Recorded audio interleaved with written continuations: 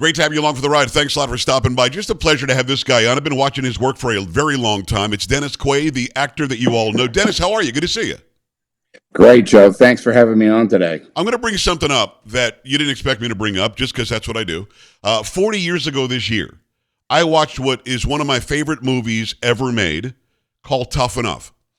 And I'm going to tell you something. Oh. I watched that movie until the VHS tape broke because it was just that I'm a musician. The fact that this guy, this boxer, couldn't get this song right until he got punched in the head. The country western warrior. It was unbelievable. You were young as could be, still are, but what a great story of victory, of family values, of the one scene where you're playing the guitar with the kid. Come on, man. Yeah. You know what I mean? Just if you don't the mind, bedtime story, I don't mean to take you back 40 years, but dude, that movie to me, it's a classic. Just tell me how it felt to do that. You obviously play the guitar. You obviously sing. That had to be like right in your wheelhouse. Yeah, that was perfect for me. And I also I boxed at the time at the Hollywood YMCA. There was a boxing club over there, and so I'd been doing that for several years. And so that was a perfect fit of a movie for me. Plus, it was also always on the side doing music. And in fact, I wrote that song with the kid called The Jungle, which after all this time, in fact, it's kind of a coincidence because I recorded that song actually a month ago after 40 years. Wow. Now, obviously, this is a natural reaction from the kid. You can't tell the kid now start jumping and dancing and acting. Yeah, he just loved that song. It was amazing. Yeah, it was just all improv, that scene. Do you ever go? I mean, that seems to be a much simpler life. I mean, you've done so much work in between then and now. First of all, how do you get a movie like that made when you're a young guy? And again, you're a boxer at the Hollywood Club, and you're a singer and a songwriter. How do you get that done? Well, it's harder to get movies made nowadays. Really? Than it was back then. Yeah, there was, but we shot that right in the Fort Worth stockyards. Oh, wow. Which is, a really great place to shoot. And we had, in fact, the main arena there was what we were using for the boxing ring and this stadium where it took place. And, I've been doing all this work and promoting this film incentive that's going on. And along with that, building facilities, there's an area between Fort Worth downtown and the stockyards that would be perfect for building film facilities. And that's land that's really just used for storage or whatever. And you could really raise the property value of that there and really develop that area. It'd be perfect for it. Well, how did it work then? You're a guy from Houston. You end up in Hollywood. You end up making a movie that's filmed in Fort Worth. So how would it work? So the Hollywood studio says, we need a place that looks real. Let's go to Texas. And you just go there, shoot for a while, and then everything else is done in Hollywood? Yeah. The editing and all the rest of that stuff, yes. And you're saying all that stuff can happen in Texas now? Yes, we want to make Texas the film capital of the world. And I say, why can't that happen? Where is it written that Hollywood runs everything, that all the business takes place there? There's a lot more people fleeing California these days. In fact, if I was a young actor just starting out, I wouldn't go to LA. I'd go to Atlanta. Really? Because that's where there's so many movies being shot there. And here I would be, a young actor starting out. I'm not going to get a starring role. The smaller roles, they're going to hire locally because it's cheaper. They don't have to pay for that plane ticket coming out there. They don't have to put you up in a hotel. You're hired locally. And so that's the way it works. It's kind of like if you want to be a musician or a singer, you go to Nashville and go start waiting tables, and maybe you can get a job singing somewhere. Yeah, that's right. And that's right. There's that old joke in LA. If you're an actor, you say, "Oh, really? What restaurant?" Well, there you go. Exactly right. It's by the way, it is the one and only Dennis Quaid, and it's an absolute pleasure to talk to you.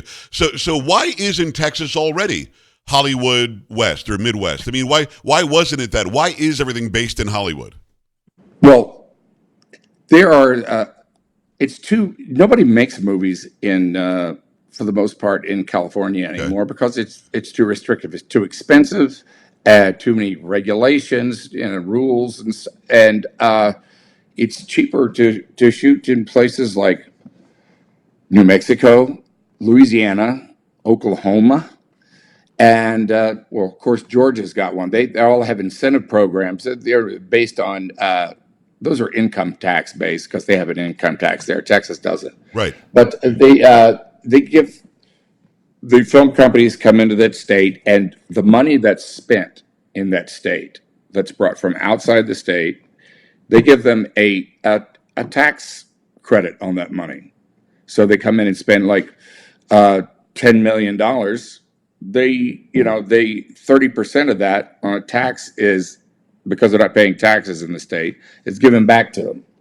So now Texas is a different deal because they don't have income taxes, but uh, there are sources for it. And Texas, in fact, used to have an excellent incentive program that could compete with all these other states around us. And it left us about 10 years ago, and it's really time for it to come back. We're missing out on a lot of revenue. Well, the one thing that I know when Rick Perry was the governor, he would go to California and incentivize businesses like Toyota to come start building trucks in San Antonio. He would go to New York and say, "Why do business here with a 10% overhead tax for the hell of it when you can come to Texas and not have that tax at all?" So it makes sense. Why Right. 10 years ago would they have stopped incentivizing Hollywood from coming?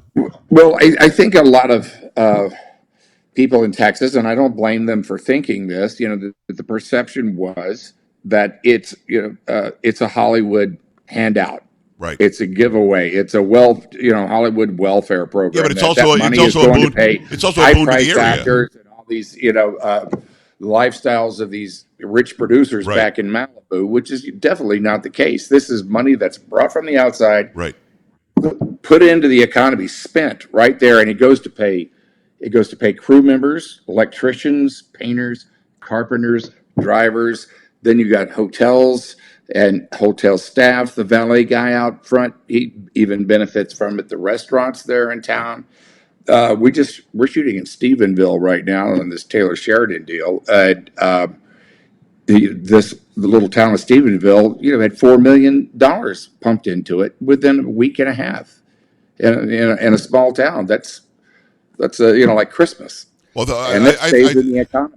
I interrupted you a little bit, and I'm sorry, because what you said was necessary. I was going to ask you to say all that, but look, you're already saying it. It's so important because people watching and listening really do believe that big-time Hollywood actors like yourself, big-time Hollywood studios, will come in, use the area, and leave it in the dust, and get a bunch of free tax abatement, which isn't what happens Right. at all. You just made it very clear. A very small town can when you guys leave, you leave them $5 million better. How do you beat that? Yeah.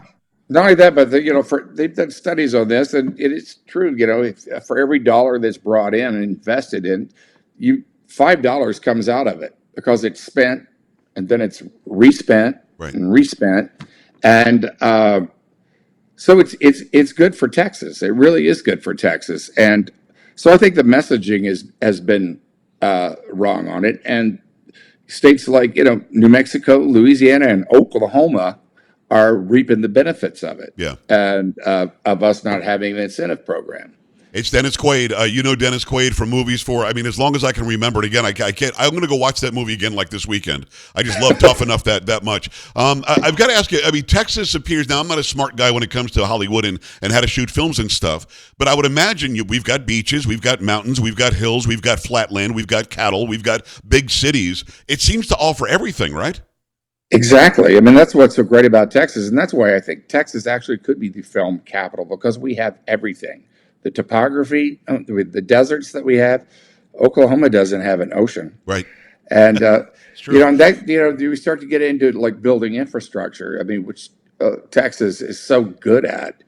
They like I was talking about the stockyards in Fort Worth, which would be between the stockyards and downtown, which Yeah. would be an excellent facility. And you go into these into places where the land is relatively cheap because it hasn't really been developed a lot, and you will raise the value of that land, and the property taxes that go along with that, and you'll raise there'll be businesses going in there, and so it could only help Texas, which brings in more revenue, more business.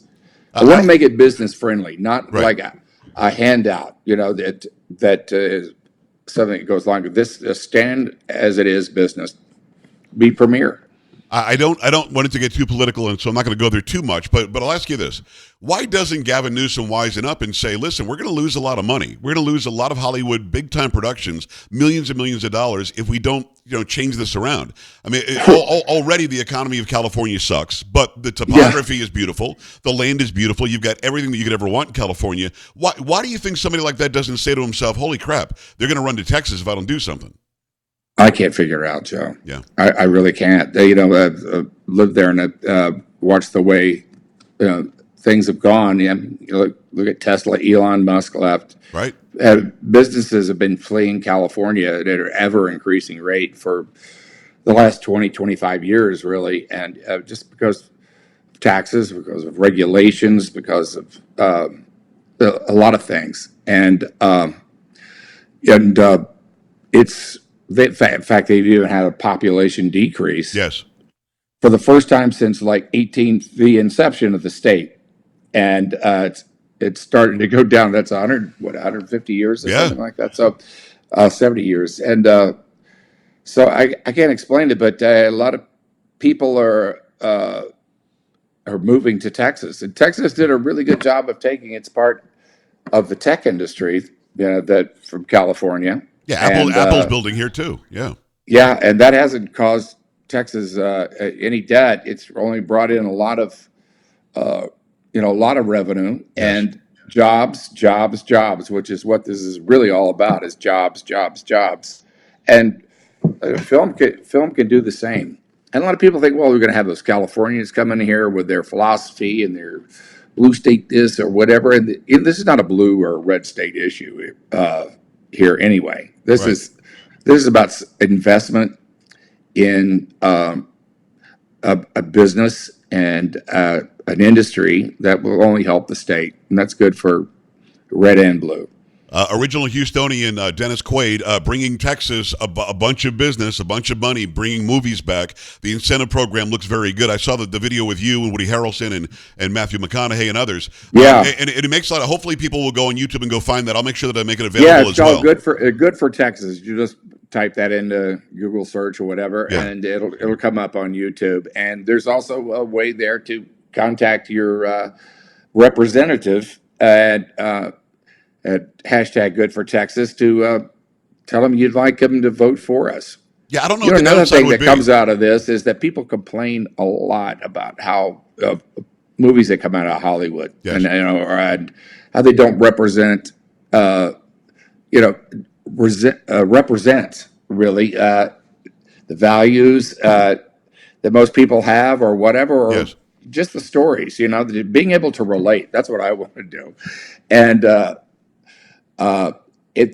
this is be a good way for kind of Texas to take the reins as far as the culture and to express itself, and which I think is missing in a lot of Hollywood movies. I think you get one side, but I'd like to see the other too, And when the other happens, like our friend Kevin Sorbo produces a lot of these, when that happens, people go and they watch it. People want to see it. They want to consume it. If it's available, we'll consume it. The problem is, and I think you're alluding to this, Dennis, it hasn't been available. I'm glad that you're bringing it.